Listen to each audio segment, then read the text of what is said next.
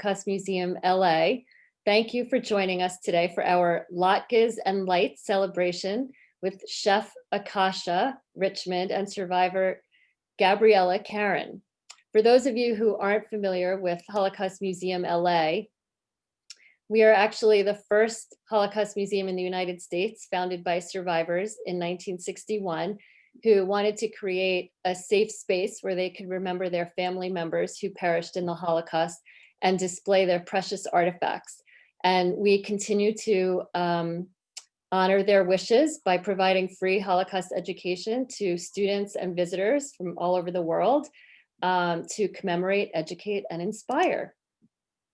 I want to begin today's program by thanking Chef Akasha and the team at Akasha Restaurant for putting together the delicious latke kit some of you are enjoying tonight. And if you haven't yet, yes, if you haven't yet, we recommend reheating your latkes now to enjoy during our discussion with Gabriella. So we'll take a few minutes after we speak with Akasha to grab your latkes and drinks, cocktails, or whatever it is that you're drinking tonight.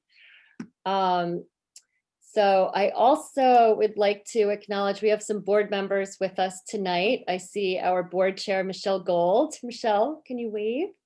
I know Paulette is with us, Andrea Caton and Jamie Rosenblood. Did I miss any other board members? Hopefully I did not. We have survivor Gabriella Karin, who we'll be speaking with a little bit later. So just to give you the run of show, we're going to do a candle lighting, then we're going to have a conversation and Q&A with Chef Akasha, and then we will get our latkes, and then we will have a conversation and Q&A with survivor Gabriella Karin. So now I would like to invite our docent, Susanna. I'm looking for, there's so many people on my screen. I'm trying to find Susanna so I could actually see her. Oh, there you are. Okay, great. So but amazing docent Susanna and her daughter are going to lead us with the prayers. It's the fifth night. Oh, what? 2 daughters. 2 daughters, yes, thank you. And last year at this time, Susanna and I and her 2 daughters and husband, we were at the promenade lighting the Hanukkah, the menorah there. And imagine, things are a little bit different. A year later, here we are seeing each other virtually. Oh, thank you. Good to be here with everybody. You start with this one. Okay. You got it. You take it. Yeah. I know. All Can right. everybody see? Okay. Yeah. Let me get that out of the way for you. Blessing.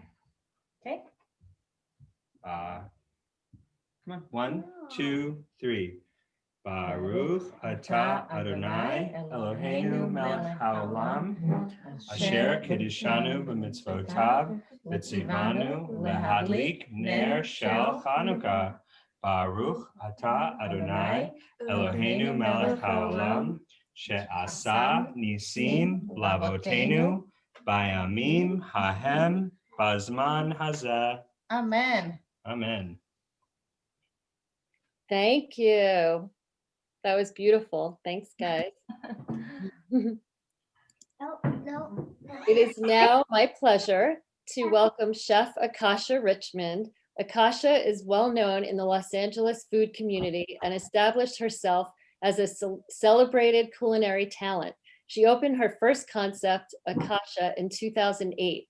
Akasha has a long-standing affinity for cuisines from around the globe and has traveled the world taking inspiration back to her kitchen from Southeast Asia, Bali, Australia, as well as Eastern and Western Europe.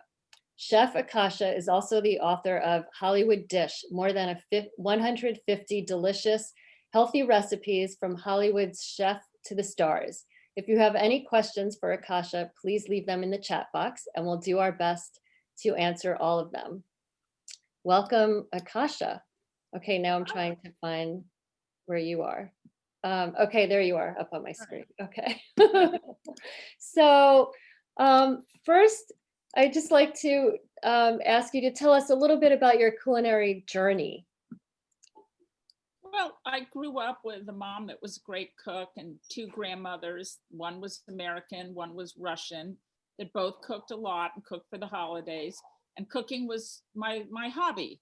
It was just fun for me. And I never thought about being a chef. And then I went to work in a restaurant and I thought, wow, this is it. This is what I want to do. And that was a long time ago.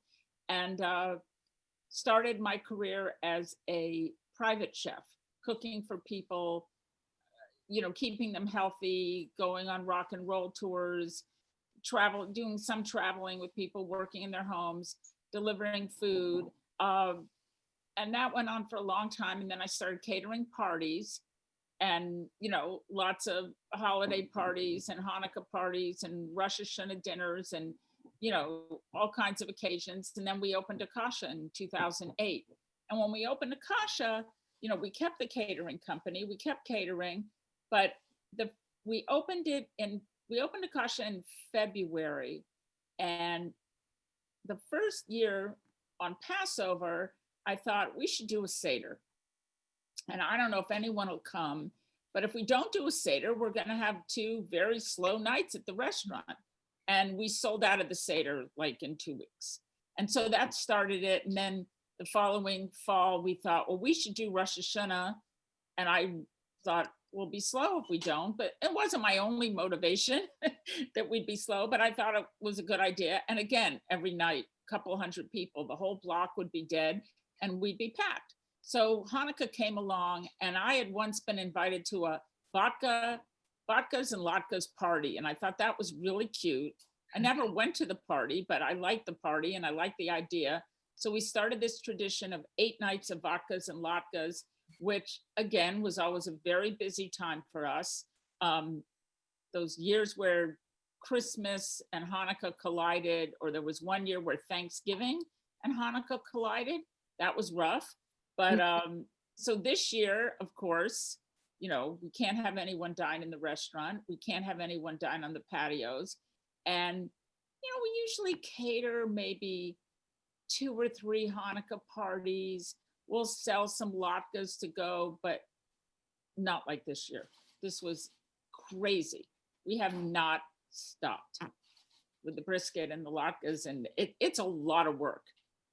I'm sure it is. I We can can imagine. fathom, I think, well, I know we've made and sold over 3,000 latkes, over 6 gallons of chopped liver. I don't know how many gallons and gallons of chicken, stock, pretzel breads every day, like 30 or 40 of them. It's crazy. It's great. We're super grateful to everyone that ordered and really happy about it because it's kept us going. Yeah, no, I'm really happy to hear that. And just, next year, I think Hanukkah is around the same time as Thanksgiving. So you can get ready to do both at the same time. So how did you come up with your Hanukkah recipes? Was it a family tradition, something that got passed down? So I have no recipes from the family. I only have the memory of what everything my Russian grandmother made tasted like. So I have a lot of Jewish cookbooks. The way I work is I'll take 2 or 3 recipes for chopped liver. I'll look at them and I'll develop my own recipe out of it. So over the years, and this has been like 15 years that we've been doing this, I've come up with a chopped liver recipe that I like. And remember, we do usually about 30 pounds of livers at a time. I don't like to do everything all at once because it just gets too big. I try to keep the batches small. So, we develop these recipes and I've trained everyone that works for me. I tell the guys, this is, in Spanish, I'll say, this is abuela food, which means grandmother. So they go, oh, okay. And they know that like, this is how it's gotta be, and my chef is really great. He does a lot of it with me. And he's just, they've learned that we make chopped liver. It's not like a chicken liver mousse, like in a French restaurant. So, I've had to train everyone to understand this cuisine, which is it's peasant food and it's simple and it's country. And I personally love Sephardic Jewish food, but I find that everybody wants the Ashkenazi. So I do a little Sephardic, like our chicken is a chicken tagine from Morocco, because I just can't bear to do everything Eastern Europe, Russian, even though I love that food too. I like to mix it up. Well, I can appreciate it. I have peasant roots. My grandparents are from Poland. Okay. So, You understand. yes, I do. Although my grandmother was an amazing cook and baker, and it skipped over 2 generations, and now my daughter she makes a lot of her recipes, which is really nice. So My it sounds grandmother like, was good. yeah, Really, really good. no, it is. It's very, my mom actually made a cookbook out of my grandmother's recipes for the whole family, Oh, that's nice. so they can get passed down. So it sounds like you've built up a very loyal customer base over the years, which is really nice. And for those of you who haven't been to Akasha's restaurant, I highly recommend going once the pandemic is over. But I think it's fantastic. Good for you for for branching out during COVID. And it seems like this is a great success story. You're so busy and reaching out to so many new customers right now, and to be able to share your special recipes over the holidays. I think that's fantastic. Maybe you can share a special family memory with us, um, you know, from Hanukkah, something that you did with your family that you want to share. Um, okay, I'm thinking. You threw me for a loop. I have. We celebrated all the holidays. Oh, okay. My Russian grandmother came to America from Russia when she was 12 and lived in Duluth, Minnesota. And she worked in a factory sewing, but she cooked. And the thing about her, and my cousin remembers more than me because she's older than me, is that the neighborhood kids would come to the house and want to eat her food. And she had 3 sons, and she'd go, okay, you get my food all the time. They want to eat my food. You can go, leave the table. And so I really learned a lot about just intuitive cooking from her and how things are supposed to, because she used no recipes. I have a knish recipe, but it's not really a recipe. It just, she didn't use measuring cups or measuring spoon. She didn't have a scale. Like I do everything. I weigh all the flour out in grams for the breads. And I don't know, she just kind of put it all together. But so we grew up eating great food, just great food. So, and when did she come to the United States? She came to the United States probably around 1912, Yeah, so the beginning of the century during the pogroms. Yeah, the last century. Right. And just always cooked, no matter what. The krepla, knishes, challah, chopped liver, gefilte fish. The whole thing, and it was good. It was really incredible quality. Like anybody that remembers the food in the family still remembers it, still talks about it. Because that's what we have. And I'm sure you have memories of the smells. Totally. Smells emanating from the kitchen. I grew up in Miami, so she lived in South Beach in a little apartment. So, and she would, be hunched over, rolling out the krepla dough on the kitchen table. And I think her rolling pin was an old chair leg. Mm. It was really something else. Yeah. Those are nice memories. So we have one question in the chat box. Is the restaurant kosher? It's not kosher. For the Jewish holidays, we do kosher style. And I usually I don't mix dairy and meat together in one dish. And I find that, the people ordering food from us don't care. Like they'll order a salad that has cheese in it and eat it together with the brisket. It's not that kind of person. Like someone kosher couldn't eat at our restaurant. because we have shrimp and we have bacon and we have other things. So, it's new American food, and anybody coming to us for Passover is definitely not kosher. But at Passover, we have no milk and no, meat mixed together. Everything is parve. Does anyone have any other questions? Okay, well, thank you so much. It was so nice having you, and Oh, thank you thank you. for partnering with us on this event tonight. Of course. And we will visit you as soon as the pandemic's over. Yes. We will come see you in person. I'm going to mute myself, but try to stay on for a little bit. Okay, great. So I think it's time for those of you who have your latkes in the oven, if you want to take a couple of minutes just to grab them. I know I have mine in the oven, so I do need to shut the oven off. But let's just take 2 minutes, and then I will come right back, and then we will move on to having a conversation with Gabriella. Does that sound good? Okay.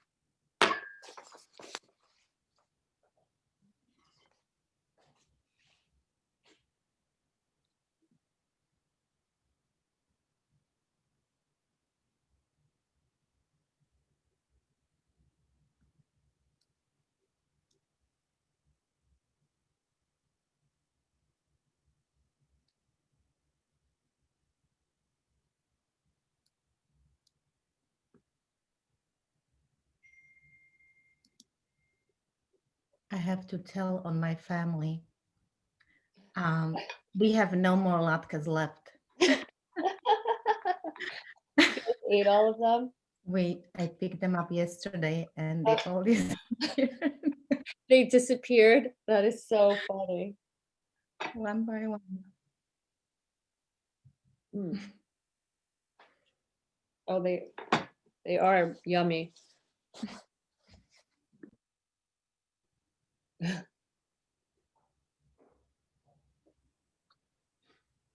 It's a good thing my husband hid ours in the refrigerator, so I couldn't find them. This is the hangout while people go away and heat their latkes. That's hilarious.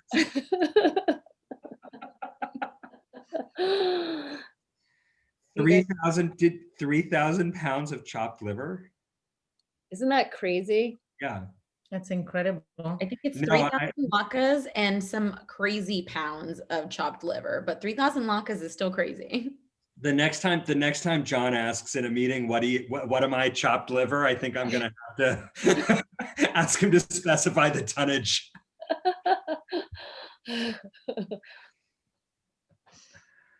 That's funny.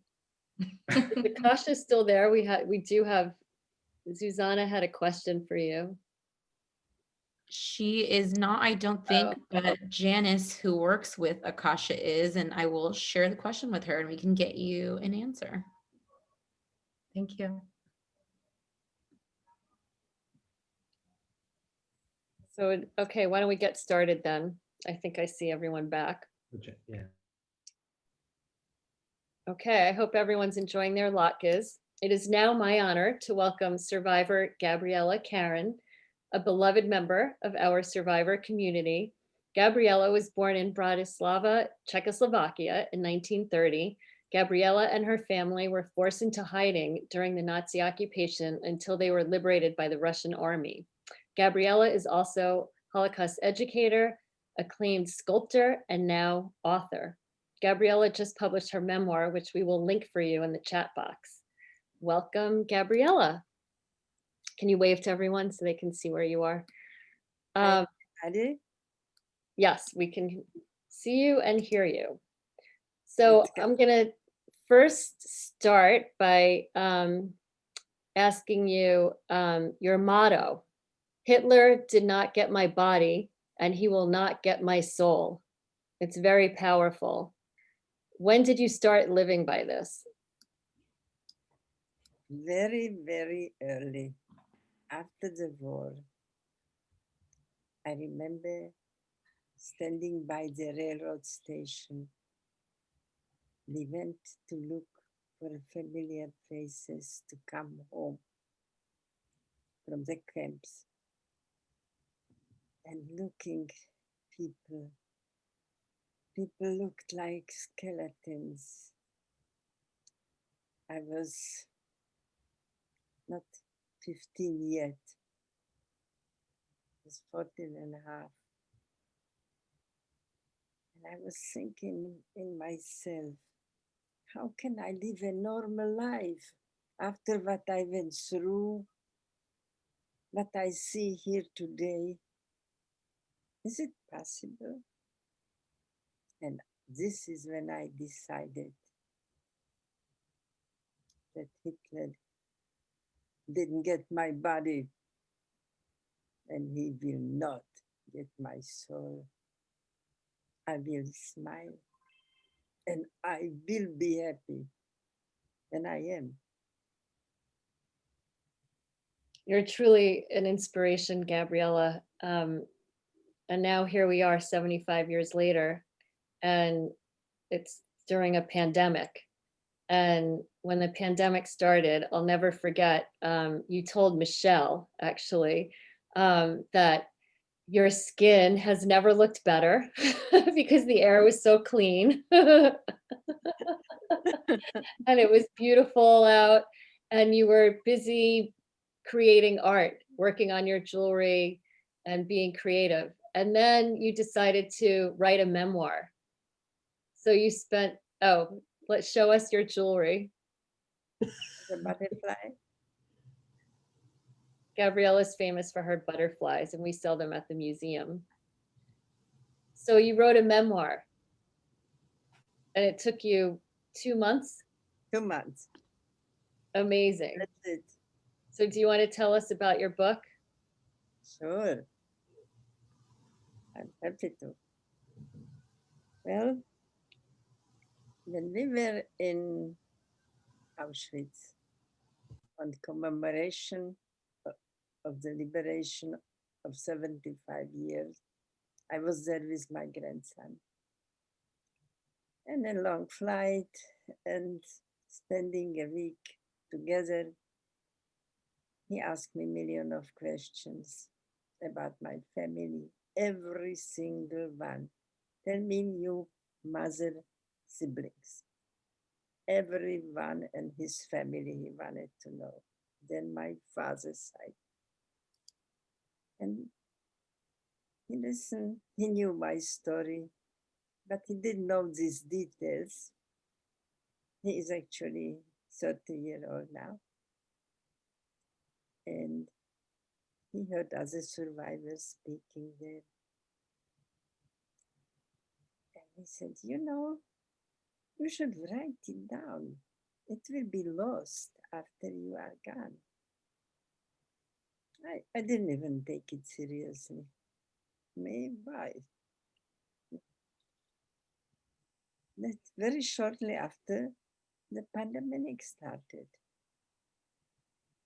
Just the first days I thought, well, this will last for a while. Maybe Ben is right. I should sit down and try to write it. So first week, I was just pulling out pictures, things through years, what I did. I always photographed everything. I had albums and albums of what I did all my life. So my whole room looked like a war zone. A week later, I sat down and started to write. And I was working. I couldn't stop. I got crazy. 12 hours a day. It must have been hard though. Couldn't go to sleep.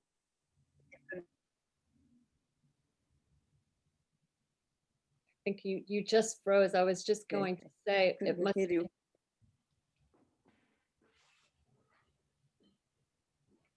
I couldn't hear you. It was breaking. Oh, I'm sorry. I was just going to say that in writing your memoir, it must have been difficult just reliving the trauma, you know. Absolutely. Every detail, Mhm. you know. And I was sending it to like chapter after chapter to Ben. And he was reading it. And he said, write every detail. Everything. Details. He was nudging me. And I did.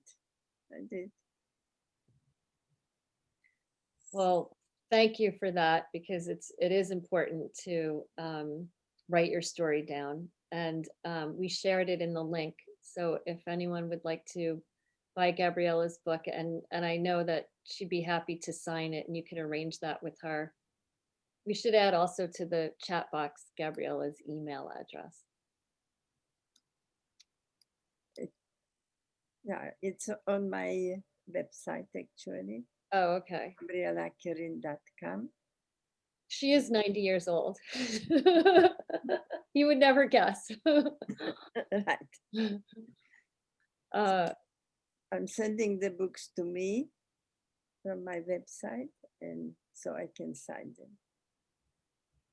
This is why I decided I'm not putting it. It's on Amazon too. I didn't put it on, but Amazon got it somehow. But I decided if it comes to me, I can sign it. Can you share a Hanukkah memory from before the war? Yes. We celebrated all the holidays, also Hanukkah. We didn't have Latkes, not the part of Slovakia where I lived. We didn't know how to make them. We didn't know they exist. The first Latkes started to be popular when the people from Poland on the start of World War II were fleeing and came to Slovakia, and they were teaching us how to make latkes. And it became very popular, very, very fast.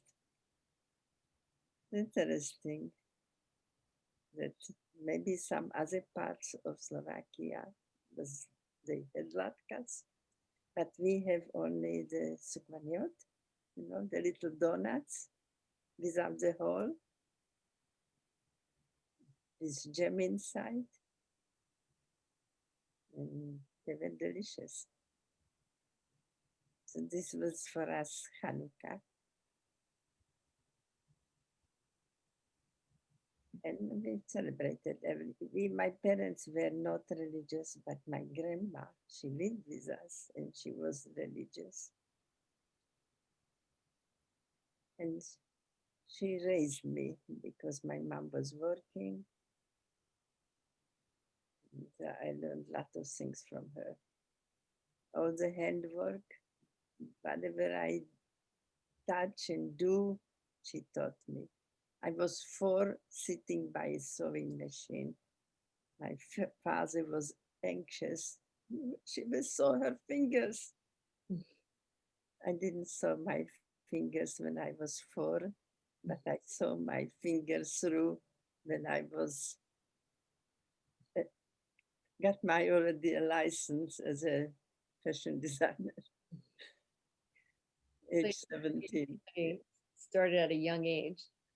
Can you tell us, we have a question, how old were you when you went to the camps and when you were finally liberated?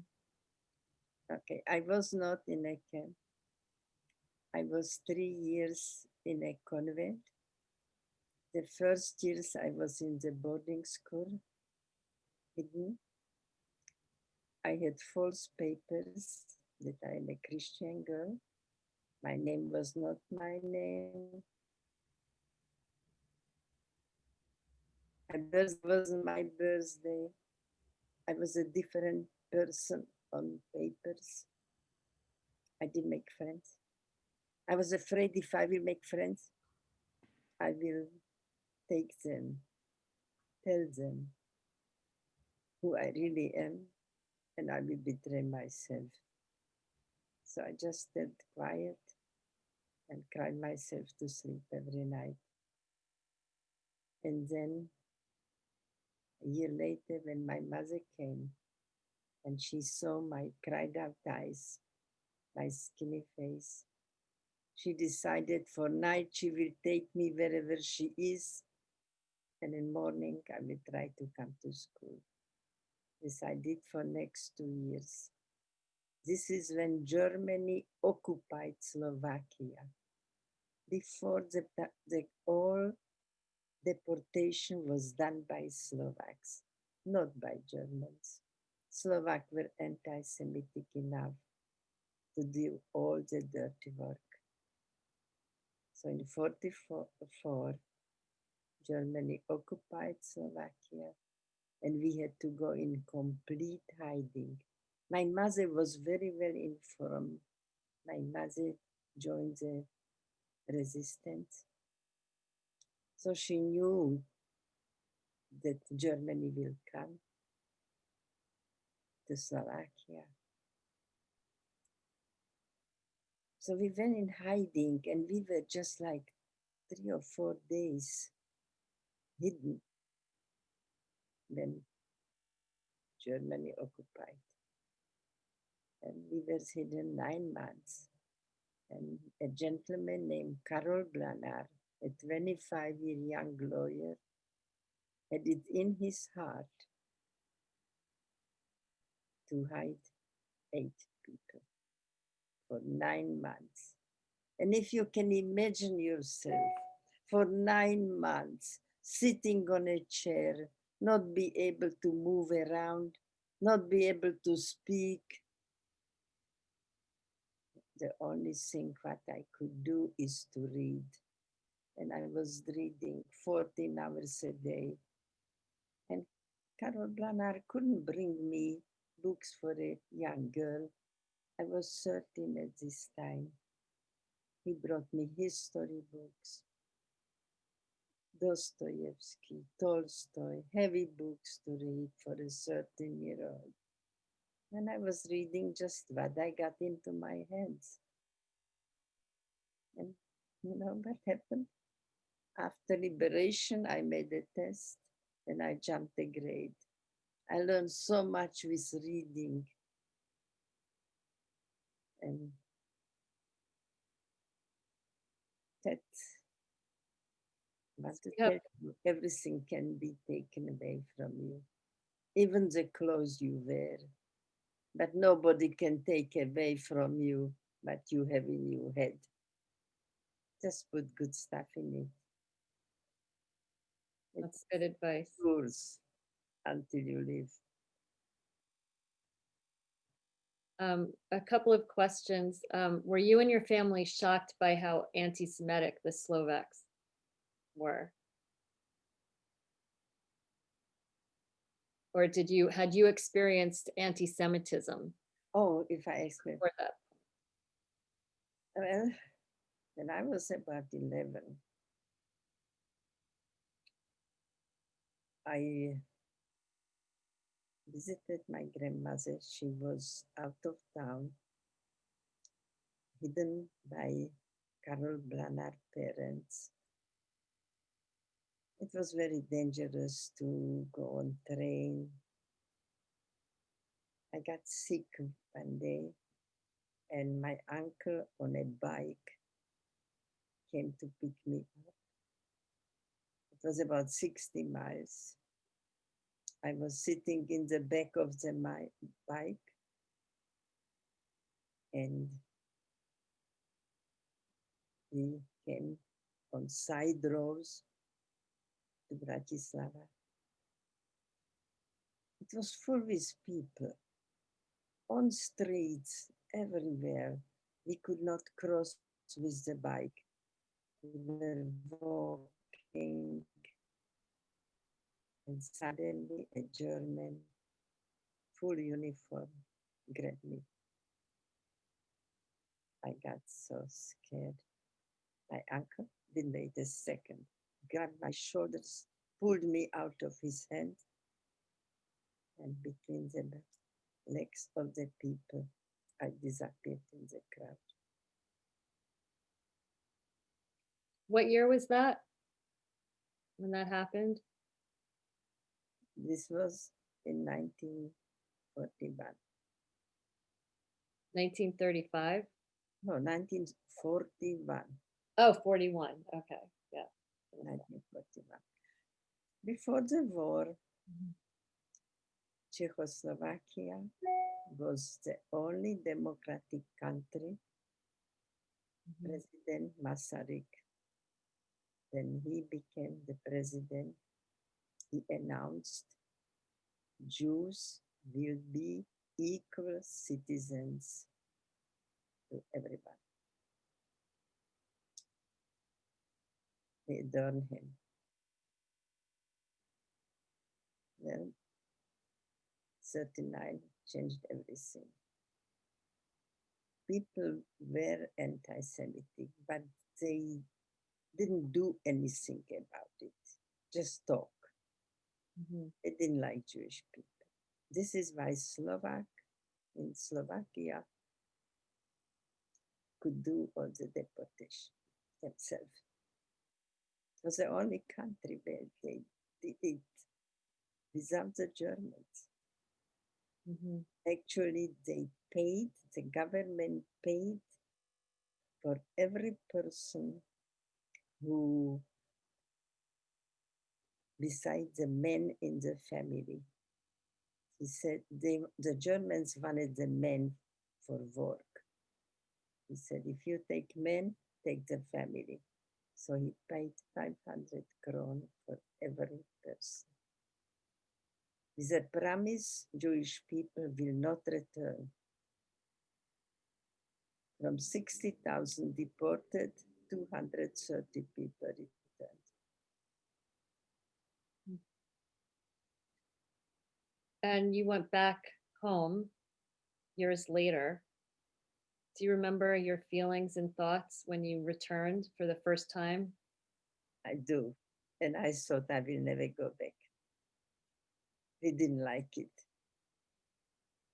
My son was 13. We went to Israel, we went to Slovakia. He said, I don't want to go back there.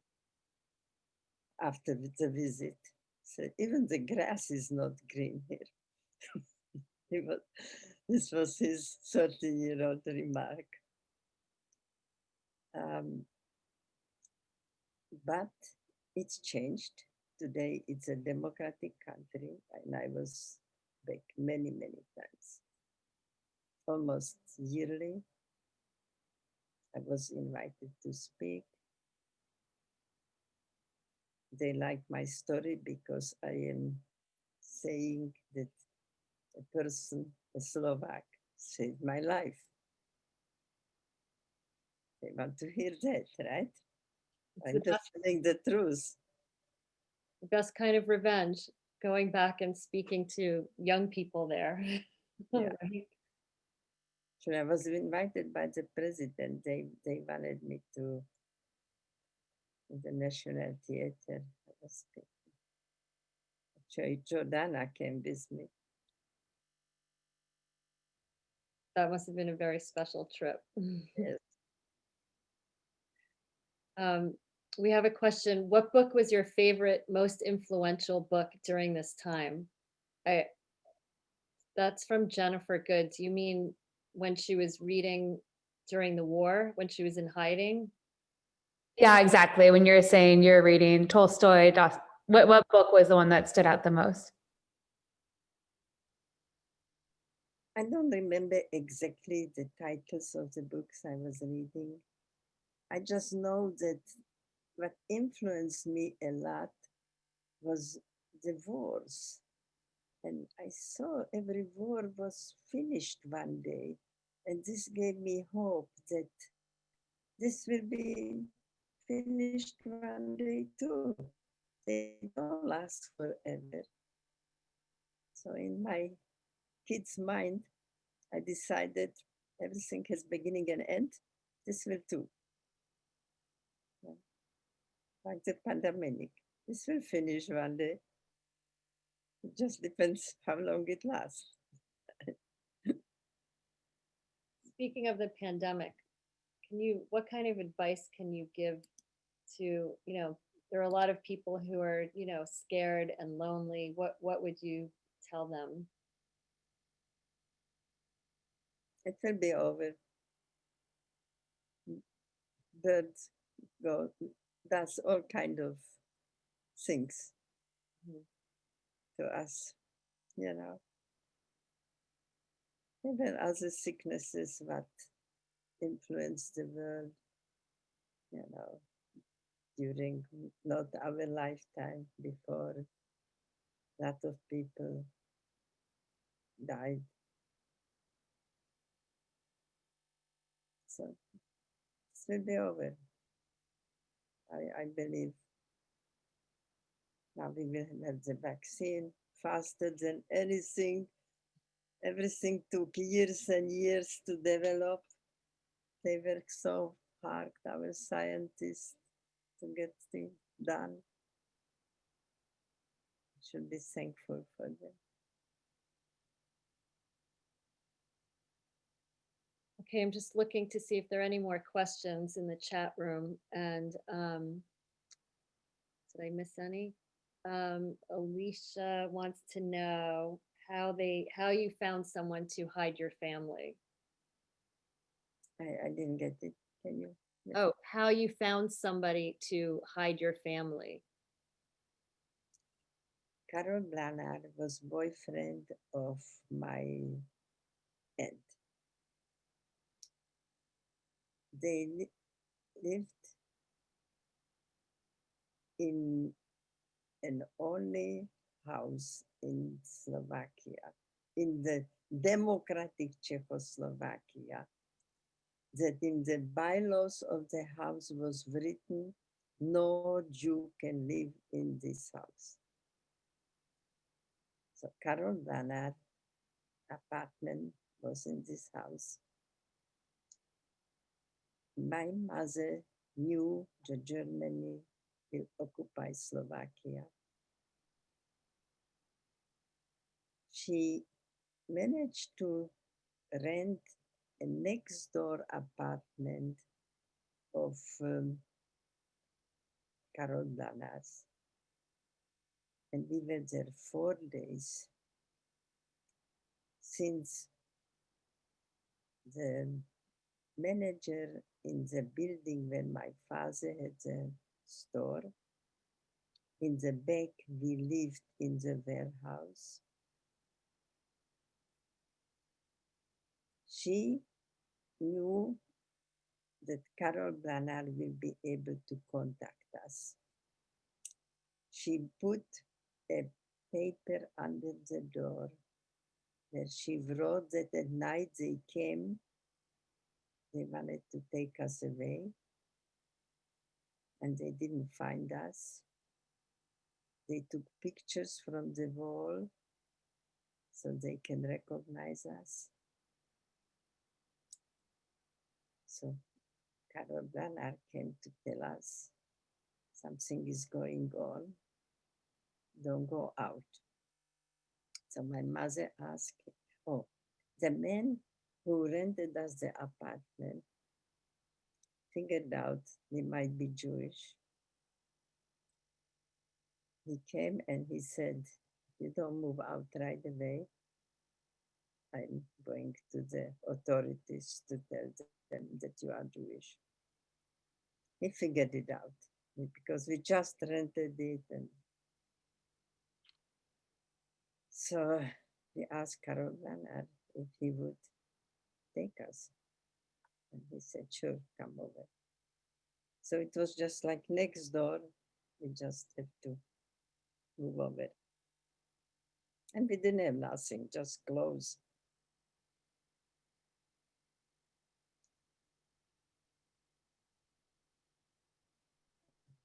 Okay, we have another, Happened. oh, I didn't mean to cut you off, sorry.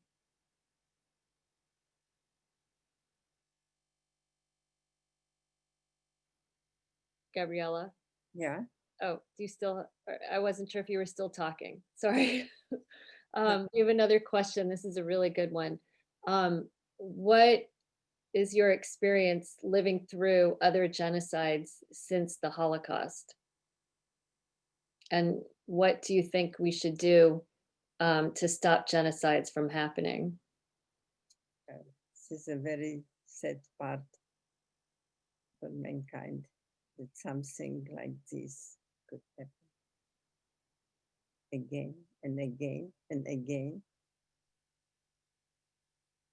Years ago, I heard a lecture.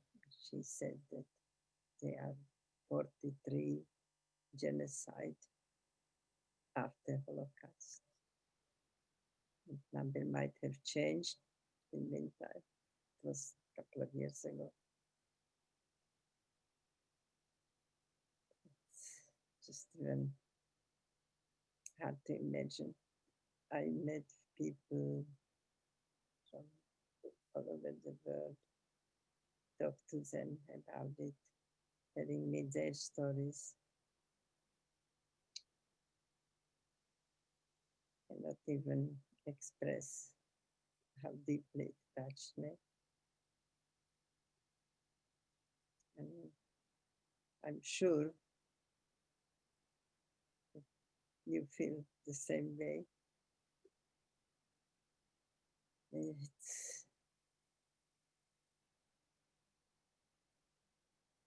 We have to fight it. We have to fight it with everything we have and how we can. There must be a way to make peace between people.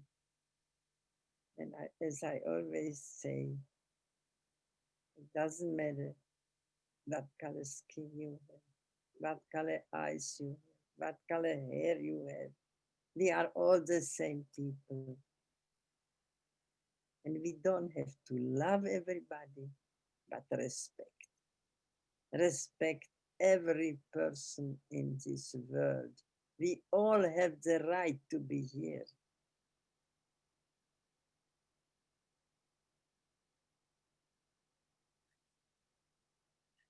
We have a lot of work cut out for us because it starts with education and sharing our survival stories, right? Yeah. What reaction do you get from students after you have shared your story with them? Many, many times I hear, I understand what happened. And I will work on it. I will fight it. And I hear quite interesting things. There is a girl in Oregon, not Jewish. Now she is 15-year-old. She met a survivor when she was 13. And she started to work to change the legislation. Today, they have to have Holocaust in their curriculum in schools. She got awarded for it. So we can do something.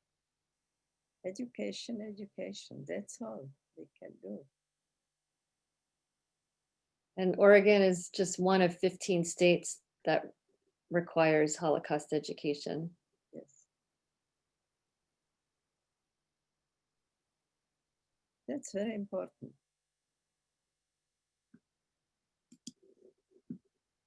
You know, people are not born to hate. They learn it. Many times from their parents.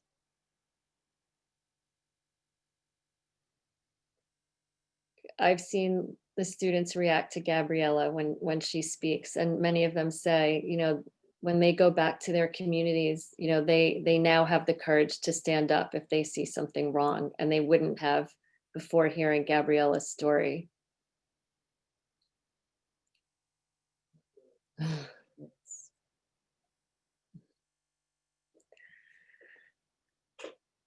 So I think that's all the questions. Did you want to, I wanted to give you a chance to add anything. Anything else you'd like to share with us? No.